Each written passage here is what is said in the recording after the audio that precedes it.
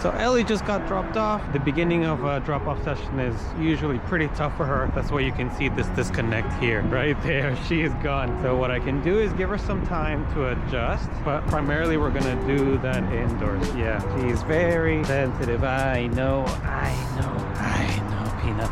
She needs that good break indoors. Yes, you do. Once she gets to decompress indoors, even just the car ride here, because it's all difficult for her. So even just the car ride to my home can be a lot for her. So she's not showing any major signs of stress, but she's showing some concern and worry. So this is why I pick her up, give her a chance to reset, but I know she's gonna do much better afterwards. Once she gets decompressed, slow down, go indoors, drown out a lot of the noise that we hear right now. Look at all this going on.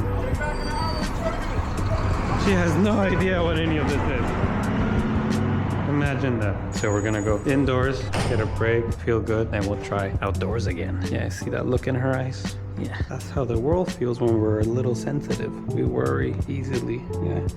See, she avoids eye contact with me, even though I'm not what she's worried about. She's worried about everything around us.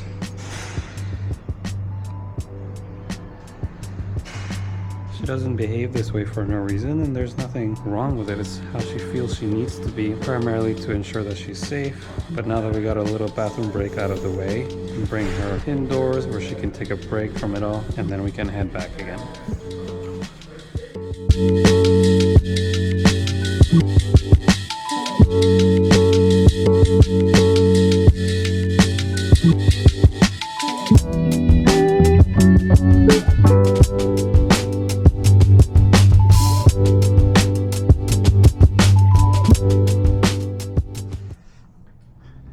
Okay, this is a different Ellie. Now that we're back indoors, she can just loosen up a little bit. Yeah, she's so much more comfortable. Look at this. This is a completely different Ellie than the one that was outside just now.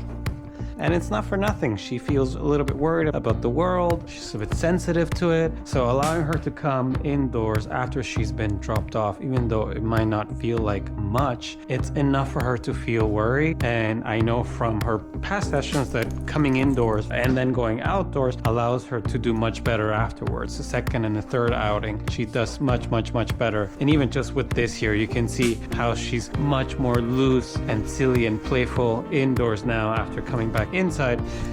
And that's not for nothing. So we want to take our time to create scenarios like this where she can be goofy, loosen up, and then we bring that outdoors. But if she's already coming to our first little walk outside and not feeling too good, we want to undo that. We want to change those feelings to something better like this, and then head back out a little bit later.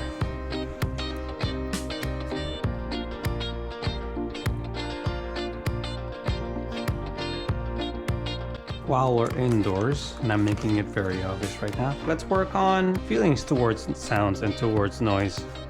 She's clearly very excited about this idea. But if you recall from our last video, last time what we worked on was her touching, yes, the mat there, the towel, and then that's what I reward. So we're just gonna work on that for now to restart, and then we can start adding some noise. If she needs some guidance, I can do a few things here and there to help her through. Here you go.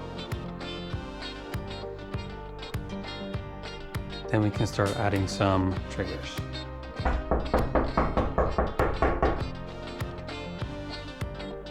I love that back leg.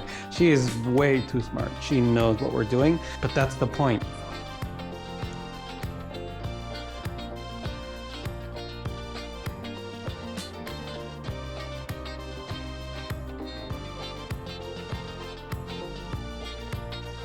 Yes. The point is that no matter what, if she lays down on this mat, if she touches it, if she steps foot on it, good things happen.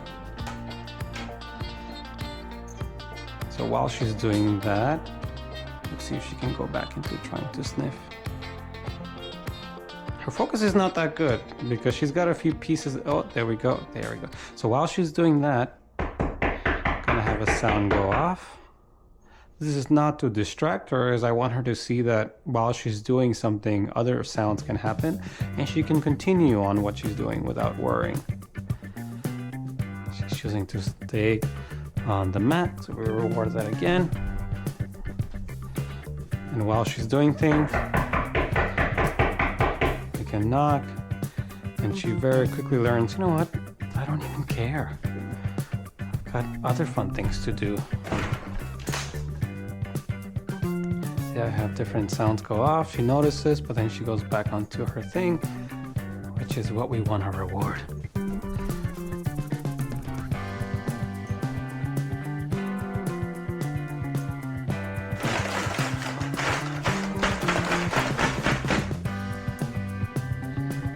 Beautiful. Whether or not she's doing this consciously, where she's choosing to not really worry about the sounds, doesn't matter. She's still doing the behavior that we want, which is to focus on what she's doing, to stay calm, to not worry.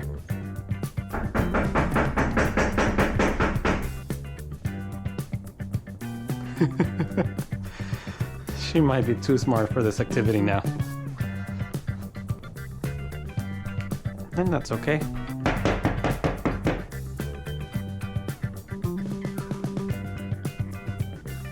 And if somebody really came at the door, like someone actually came to the door, or she heard something, she would bark, or she would at least react. Her ears were pricked up.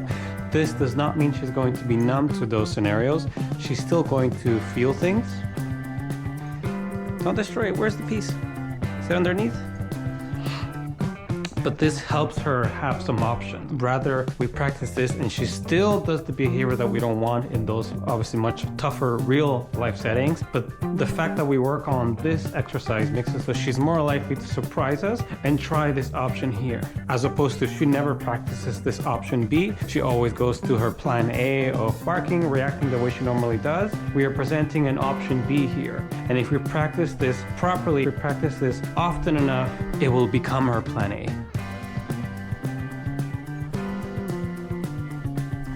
Right now, there's no reason for it to be. If it doesn't pay off for her, not just with treats, but with feelings, with outcomes, if it doesn't pay off for her, she's not likely to repeat it. But now we're introducing something new that pays off.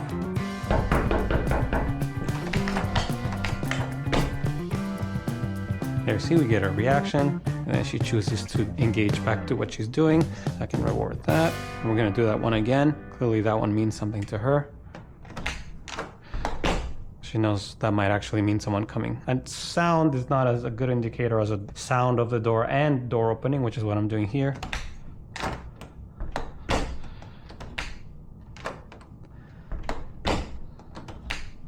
So this one's hard. There we go, she's figuring it out. And it's paying off. Beautiful. So because that's much harder, I'm lowering my expectations. I'm not necessarily asking her to be on the mat, even though she's over it. She's over the mat. I'm not waiting for her to lay down because this with the door opening is much harder. As you can see, she focuses a lot more on it. But if I stop that sound, then I can wait for her to settle on the mat and then I can reward that. She's loving this snuffle game now. There we go. Okay. She cares a bit. Becoming maybe a little too interesting now.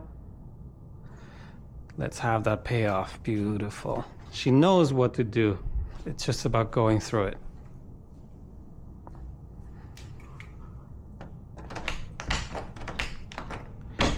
Good. We'll leave it at that for now.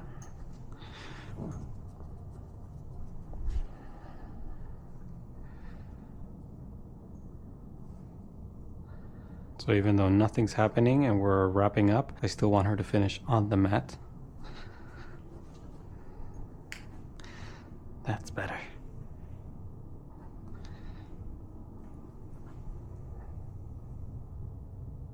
Silly time!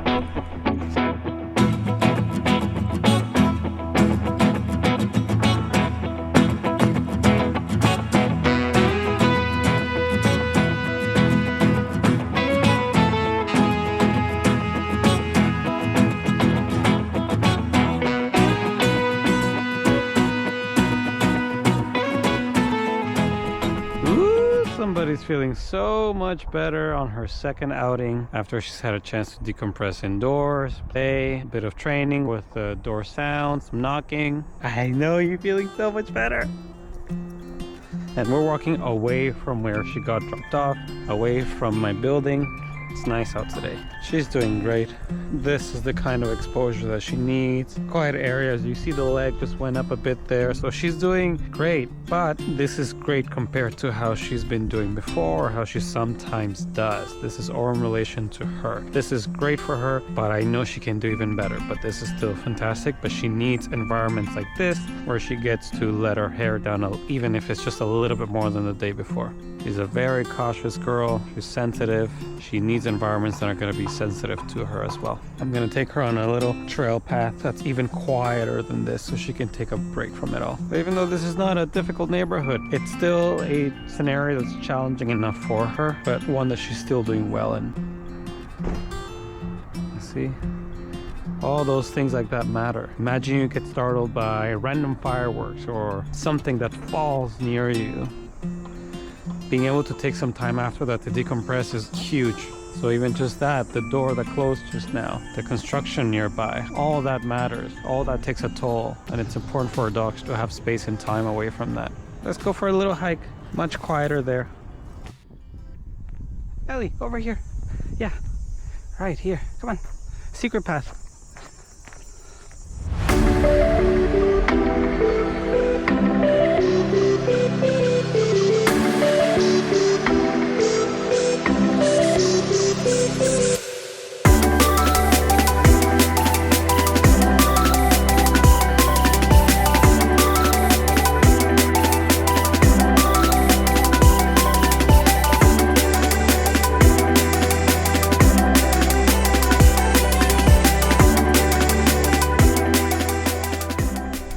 There we go. I want her to walk in front. She walks in front when she's headed back home, but I want her to walk in front for a very different reason. But just because she feels confident, not because she's running away or wanting to hide at home.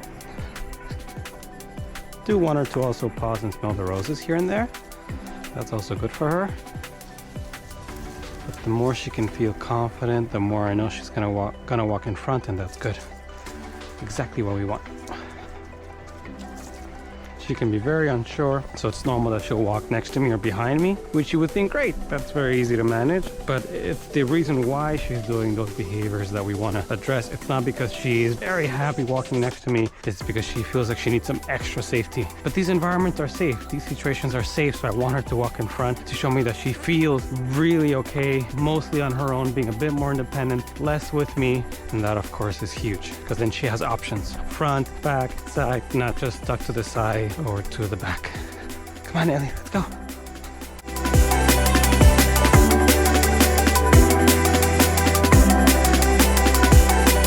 This is requiring a lot of courage from her. Go, go, go. Come on.